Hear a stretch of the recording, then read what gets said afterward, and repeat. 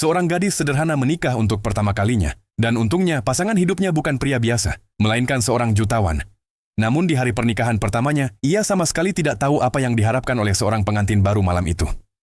Ketika suaminya kembali ke kamar dengan kejutan manis, ia melihat istrinya yang polos sudah tertidur lelap. Ia tersenyum, mematikan lampu, dan berbaring dengan tenang di sampingnya. Ia begitu malu sehingga ia bahkan tidak berani menyentuhnya.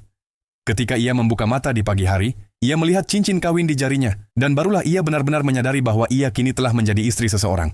Menampakkan diri di hadapan suaminya, ia ragu-ragu sejenak, dengan lembut berkata, "Selamat pagi," lalu menundukkan kepala dan mulai menyantap sarapan. Suaminya hanya menatapnya.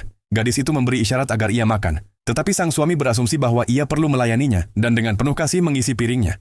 Malam itu ketika wanita itu melihat suaminya meninggalkan kamar, ia diam-diam minggir dan bersikap seolah-olah tidak terjadi apa-apa. Kemudian dengan sedikit ragu ia bertanya, "Bolehkah aku tidur di kamar tamu?"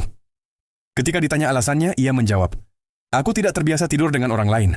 Lalu berpura-pura sedikit polos, ia berkata, "Nanti juga terbiasa." Sang suami tersenyum dan setuju.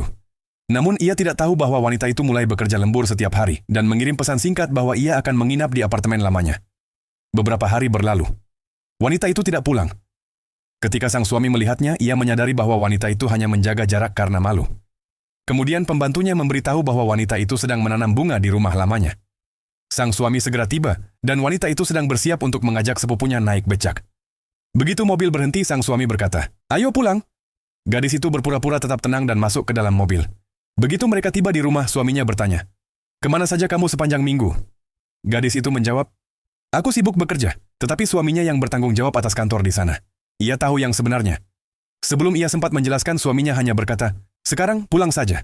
Gadis itu tersenyum dan diam-diam menyetujui.